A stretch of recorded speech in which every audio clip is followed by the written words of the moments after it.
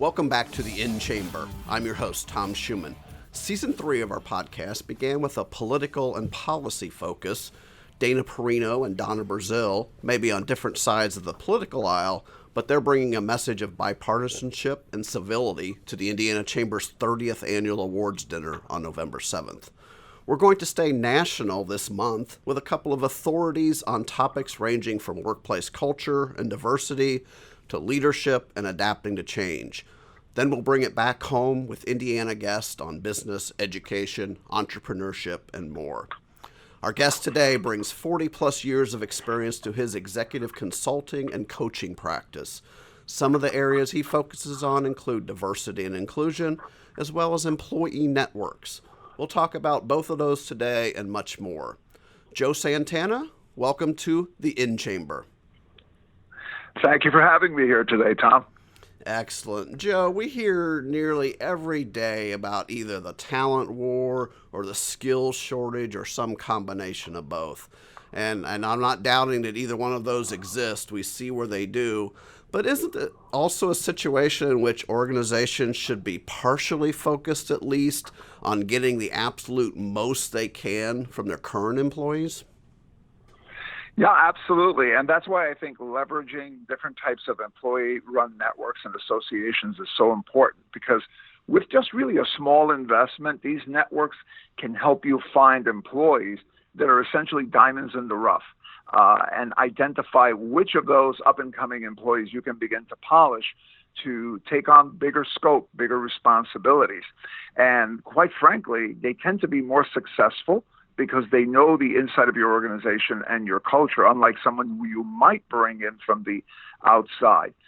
So I think that that's one of the benefits that these networks bring to organizations today as they try to get leaders at all levels and have people who can take on more responsibility. Well, I'm going to throw another analogy out there, and I'll ask you and the listeners to bear with me a little bit. But one of the topics here at the Chamber is always on the economic development side of the equation is there's a lot of focus on attracting companies to move to the state, and there's a lot of focus on starting new businesses, the entrepreneurial side. Again, both very important, both necessary, but sometimes it seems the existing companies, those consistent performers that are growing and adding jobs, are ignored or at least not the center of attention. Does that also apply to people? And what I say there, organizations focus on bringing in the high level, the accomplished superstar, or recruiting the best and brightest grads from the top schools, maybe at the expense of nurturing and growing that existing talent that might become the superstars of tomorrow. So am I on target there, or am I way off base? No, you're spot on target. In fact, it's one of the topics that I've written about, and there's a little story that I use when I talk about this and when I write about it to convey what people are doing, what it's like. There's this old story.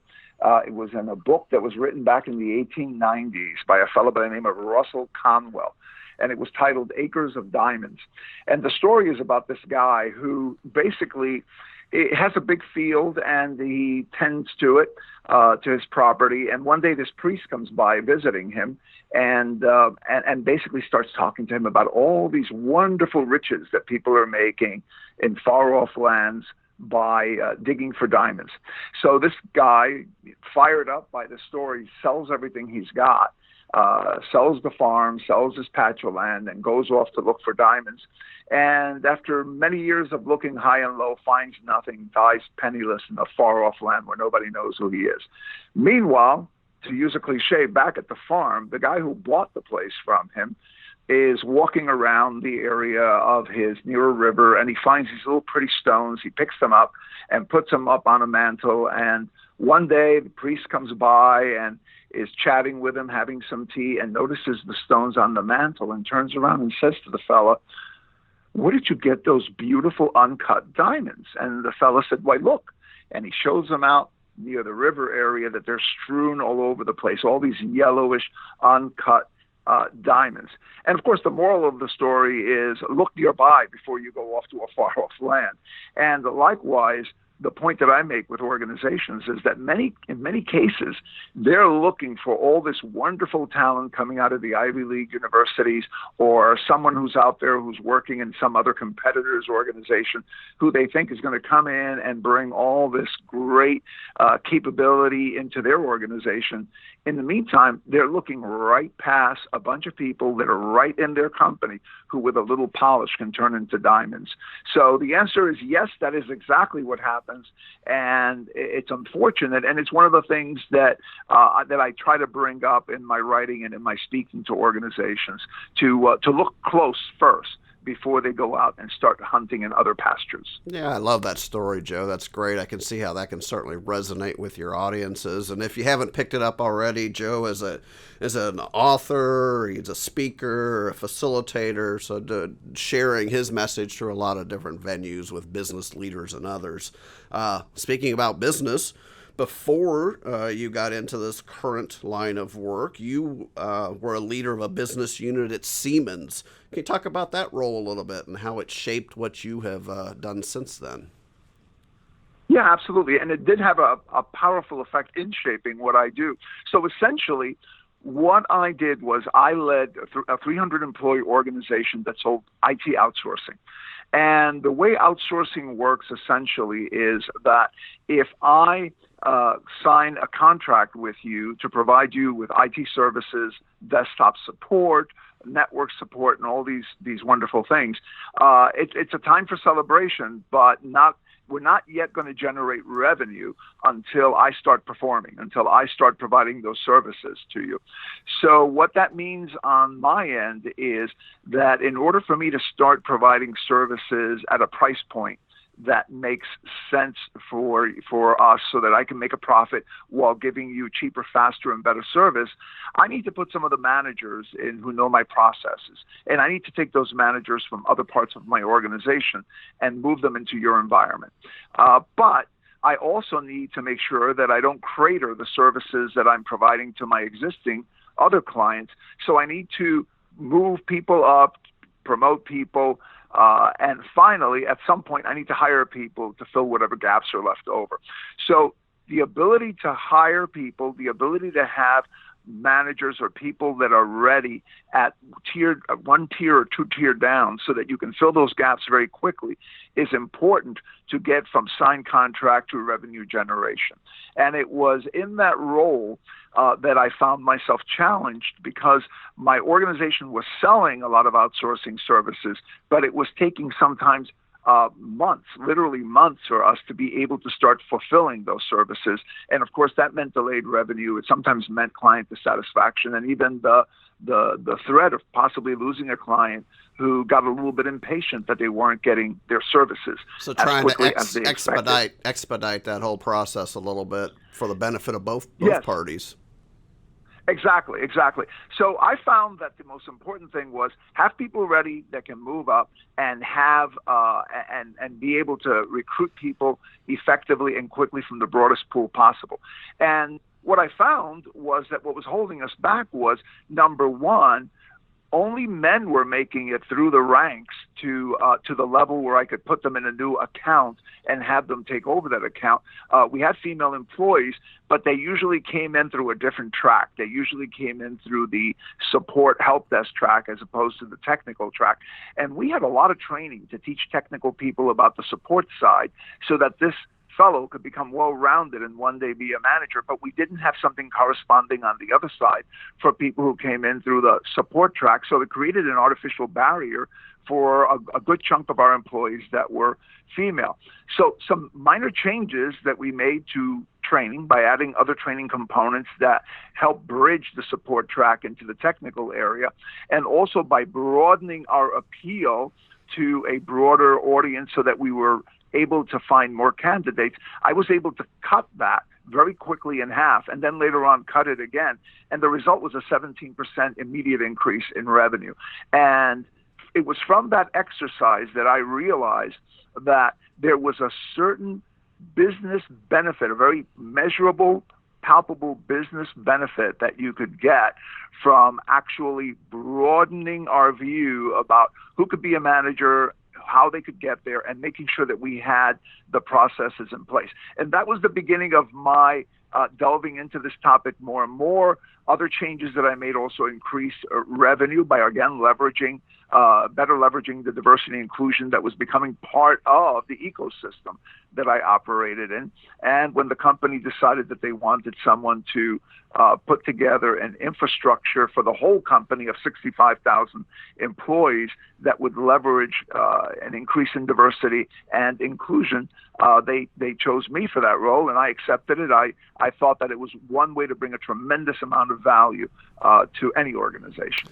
Joe, a couple questions on diversity and inclusion then before we dig deeper into the employee networks. You've worked with Fortune 500 companies, global organizations on diversity and inclusion. What's the biggest mistake that businesses make in this area? I think the biggest mistake that businesses make is that they look at diversity and inclusion as being an HR issue, an HR challenge or opportunity. So they see it only from the standpoint of, let's hire more people of whatever demographic category. Let's be more effective in promoting more people of whatever demographic category. But what they fail to see is that diversity and inclusion can impact every part of their business. So, a quick example there is there's a famous pizza chain that's actually being sued by a blind man because when they created their online ordering system, they did not put into it the capability for someone who was sight challenged to be able to order online, even though there are ways of doing that now, especially with voice recognition and so forth, that existed at that time. I think since then they've actually done it. But if you had if you look at your audience, who am I selling to? Who am I supporting? Who is my customer? From that diversity and inclusion lens, that's where the company really gets the benefit. So certainly there is a benefit, as I mentioned before, there was to me in broadening who you hire, who you promote, and it makes your organization more flexible and able to quickly respond to clients. But in addition to that, there are other areas to consider in your diversity strategy. One more example. A healthcare organization that supports a large number of people decided to put together a program, an online program, so people can access their own health records, so that they could make their own appointments, so that they could see where their x-rays were, if they got x-rays and were sending them to a doctor in one of their clinics and so forth. One of the things they did forget to do, however, is when they put this program together, it never occurred to them that a large percentage of the people who use their clinic and hospital have limited English capability. And the software was designed so it would work marvelously with someone who had perfect or good English capability, but would not work with someone who had limited capability in English. So in effect, they were putting a piece of software out there that was meant to reduce their costs, to help them better serve their patients, but was not going to be able to serve more than half of the people that they were serving. So again, a diversity and inclusion lens in that particular space, which is not HR related, is also important. It's important in how we relate to our clients, if we're patients, if we're a hospital, and how we do a number of different things. So confining it only to HR and only to, well, who do we hire and who do we promote, is really very limited. And I think I wrote an article recently titled Set Diversity and Inclusion Free. And what it was all about was exactly that. We need to have a good relationship with HR, but we cannot have an exclusive relationship with HR. Yeah, no, an excellent lesson, an excellent point to remember. So Joe, do large companies that have more resources to put into diversity efforts, is it easier for them? Do they have an advantage? Or is it a little better for smaller companies maybe because they can be more nimble in some of the things they try to do? Yeah, my thinking on this is, from what I've seen, is that larger companies, bigger companies, need to apply greater resources because they need to address bigger challenges. If you are an organization that has thousands of employees around the world in different countries. You're working with a vast variety of different markets in different places. Of course, you're going to have different challenges that are going to vary depending on where you're operating, and also because of your footprint and your brand and how you put that brand out there and how you protect that brand and how you make that brand so that it appeals to a broad audience. It really is a challenge sometimes. Like a great example that I remember from a couple of years ago is I think it was the Nova. The Chevy Nova, when they first started advertising the Chevy Nova in Latin American countries, they found that the name Nova, which in the United States and to Americans and people, English-speaking people, the idea of a Nova is powerful. It connotes strength and it connotes fire and so forth. Well, in Spanish, the word Nova means doesn't go. And you can, I remember that. I remember that, Joe. Absolutely. When you start talking about that, I recalled that. Yeah. So you can imagine how well that went over with that market. So for a big company, because it operates in so many different domains and different markets, the challenges are bigger. If you're a smaller company who has a couple of hundred employees or maybe 1,000 employees or so, and you're operating within a more local area or a locally targeted market, you're going to have opportunities and challenges as well, but they're going to be scaled down so that your investment and your investment doesn't need to be as large, and your efforts are going to be probably focused on a few lesser things than if you were this huge organization. All right, let's make the shift to the employee networks that you mentioned briefly at the beginning, but give the listeners kind of an overview of what we're talking about and what some of the biggest benefits are of these networks. Yeah, so in terms of what they are, generally employee networks are networks that are comprised and run by employees of an organization who basically share some type of social identity aspect or some area of common concern or passion. So, for example, some organizations have employee networks that are run by veterans. Other organizations have employee networks that are run by women. Other organizations have some that are run by African Americans or Hispanics or Asians, LGBTQA people. I mean, it runs the whole gamut of all the different social identity factors that are out there.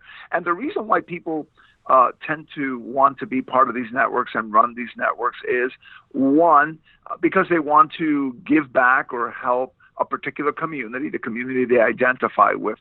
Two, they also want to be able to pool together their resources to bring value to the organization in a way that shows the organization that, hey, we can bring you some pretty interesting and powerful benefits, and I'll share one or two of those with you shortly. And the other is that people also, in many cases, use these networks as a way of developing their own careers. So someone who is in an individual contributor role might be in the role of running a particular event or project and get project management experience. Someone who doesn't normally present in front of executive audience may have the opportunity to prepare presentations and talk about what this network is doing. And by doing that, they're basically exercising and getting experiential knowledge about what it's like to lead, to run a group, to run a project, and it prepares them to take on more scope. So there's a number of reasons why people form and join these.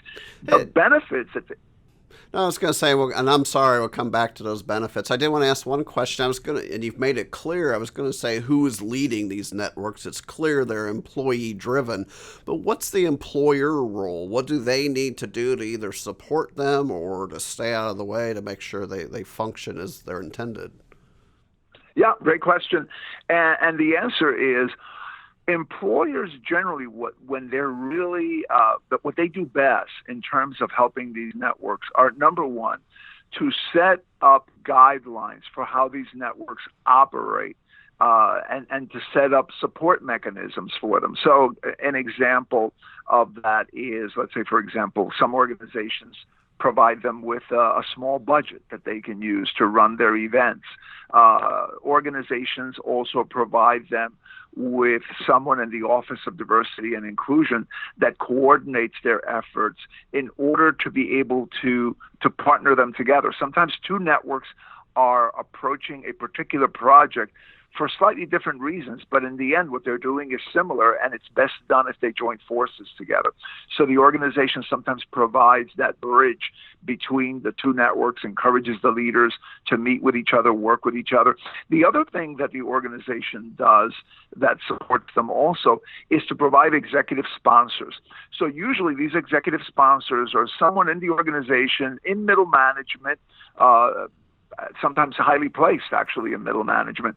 And these people will work with the network leaders, who are generally employees, to coach them and to help them to understand some of the needs of the organization that they might be able to address, to help them to clarify some approaches that they may have. So this guy becomes essentially, or woman becomes a coach, and they help to develop the network as well as the leader of the network.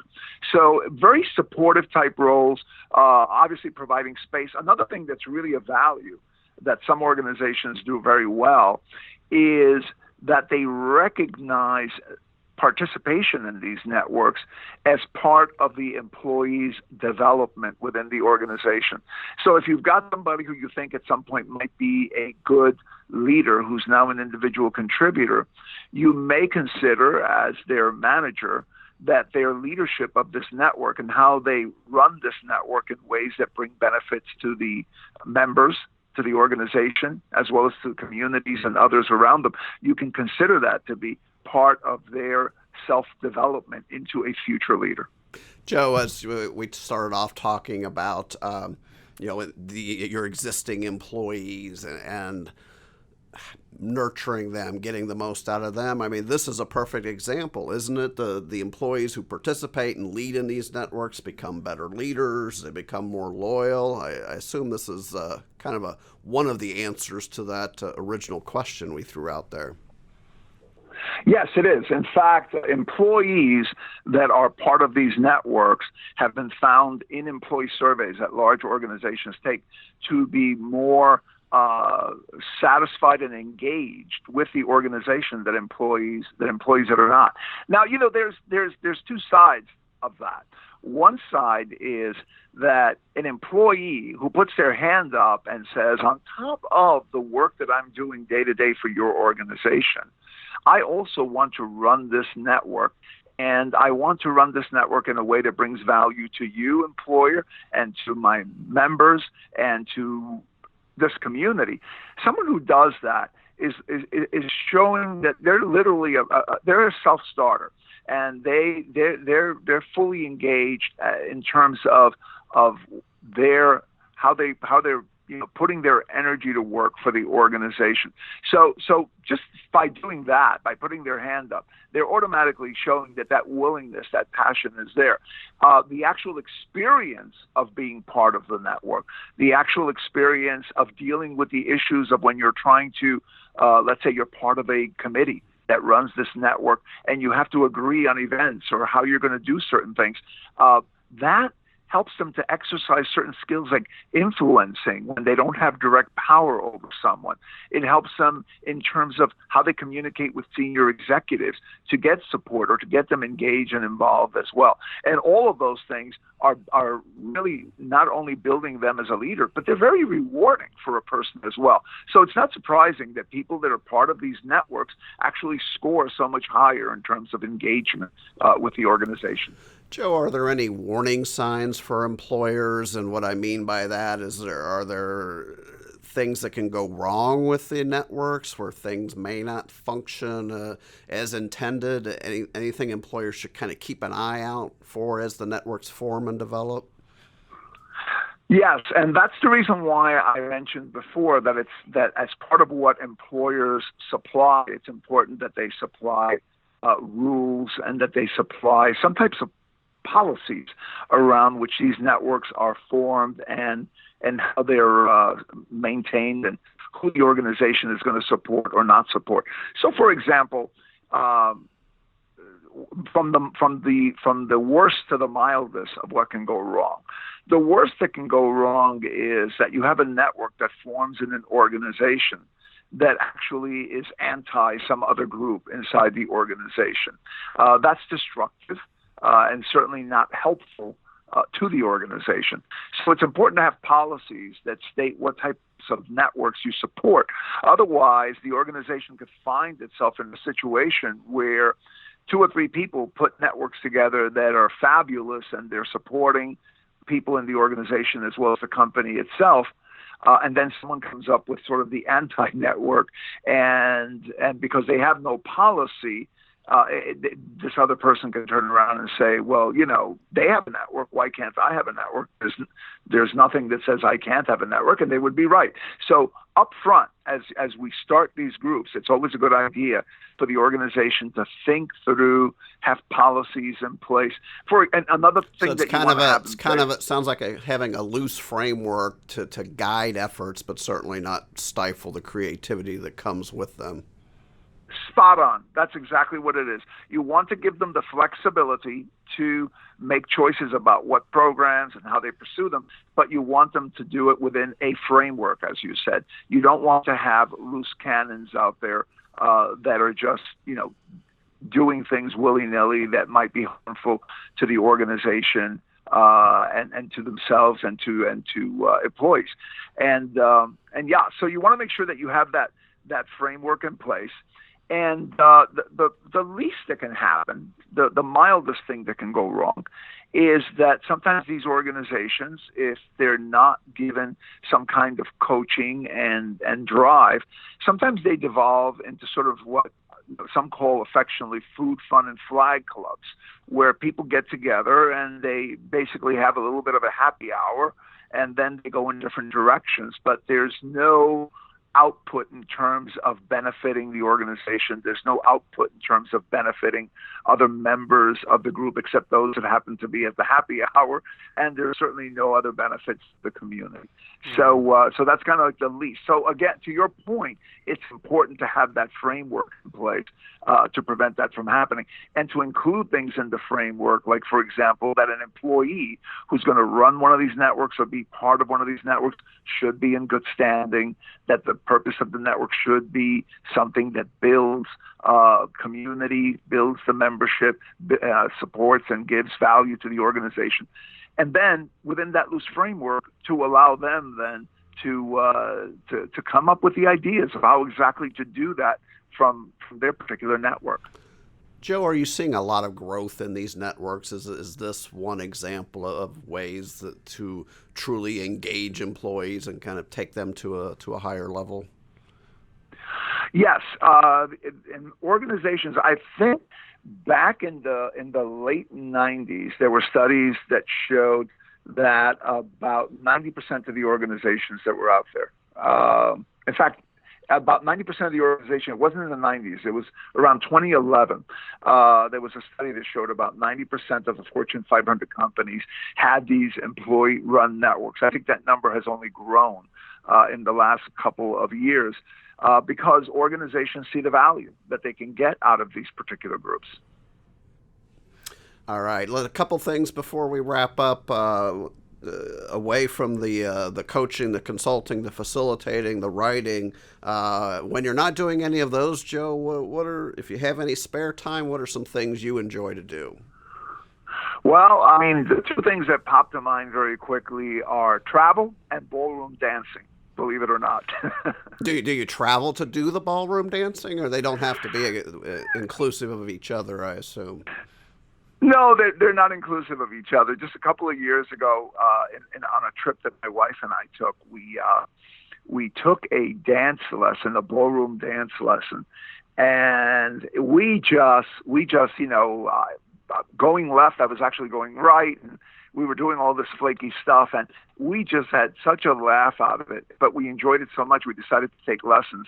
And lo and behold, a couple of years later, we were doing all these different dances and traveling. And then in our travels, we had the opportunity to go to Argentina. So while we were staying in Argentina, we found out that the Argentinian version of the tango is quite different than the American version. So we learned the Argentinian version and came back to show our friends these new skills that we acquired on the road. Well, and before we came on and recorded today, we were talking about travel a little bit, and despite all the work you do and around the country and internationally, found out you've not been to Indiana. So hopefully we'll fix that sometime. But of the many places you've been, work, travel, different things, what are a couple of your favorite places you've traveled to? Well, one is the Galapagos Islands. Went to the Galapagos Islands a couple of years ago, and it was just fascinating. And what we did essentially was we followed the same trail that Darwin followed when he was collecting and the information that he used to write about the evolution of the species and so forth. So that was a great trip. It was just fascinating seeing these gigantic turtles, birds that aren't afraid of humans, sea lions that swim around people, just totally, it felt like we were in another world. That was a great trip. And also a place that I returned to and I actually stay in during the winter months in New York is the island of St. Kitts. We discovered that on a cruise stop, and decided that we love this island, wanted to go back there. So we return to it every year, and I actually work and live there for about 2 months in the winter in a small condo, a short walk away from the beach. So those are two of my favorite places. Well, maybe you don't have to come to Indiana. Maybe we'll come to you in St. Kitts, and maybe we can do a little work together then or something. That sounds fascinating. Absolutely.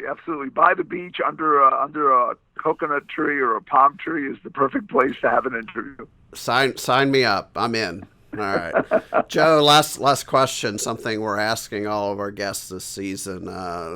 We try to throw a little brain teaser out there or something to think about. When you think about the work you do and you see companies that are successful and do many good things, but personally, from your standpoint, what does success mean to you? For me personally, or for these organizations? Either one. Either way you'd like to go is fine. And I always throw that out and get that little pause because I know it's a big question for a short time frame. Yeah. No, it's a great question. I think for me, and I've given this some thought, I think for me, success is to be able to live and do the things that you feel are important to you that give value to others. I often talk about how what I love about my work, I work primarily with two types of people, and they are people who lead these employee groups as well as people who are chief diversity officers. And what I love about that is that I feel that by doing the work I'm doing and by having an impact on these leaders, I'm having an impact on not only them, but all the other people that they affect. And I think that's success. I think that part of what we all want is the feeling that what we're doing has relevance and that it has a positive impact on people around us. And there's a certain psychic joy that comes from that, or enjoyment. And I think that feeling of enjoyment in the product of what you do is certainly a big component of feeling successful. Great answer, Joe. Absolutely. Thanks, Joe Santana. Thanks so much for your time, your insights with our audience today. We really appreciate it. Tom, it's been a pleasure being here. Thanks again for having me. All right. You can learn much more about Joe and his work at joesantana.com. Joe is a podcast host, the ERG, that stands for Employee Resource Groups. The ERG Power Talk podcast focuses on what we've been talking about today, the importance of these employee networks. And while the Indiana Chamber does not offer programs specifically on employer networks, we have added a new Boost soft skills training series that began this month and continues through early 2020. Among the topics there, cross-department communications and conflict management, stress management, building self-confidence and assertiveness, as well as team building and decision-making. All are focused on individuals being the best they can be, both on the job and in their lives away from work. You can learn more at indianachamber.com/conferences. Also, a quick reminder, nominations are open for the 2020 Best Places to Work in Indiana. The program in its 15th year provides valuable feedback to all participants on workplace culture, strengths and weaknesses, and areas for improvement. November 15th is that application deadline. Details at bestplacesToWorkIN.com. Our next episode of the In Chamber in 2 weeks will feature Julie Benezet, author of The Journey of Not Knowing, How 21st Century Leaders Can Chart a Course Where There Is None. So we'll get into leadership, change, and a variety of other topics with Julie. Thanks as always for listening to the In Chamber.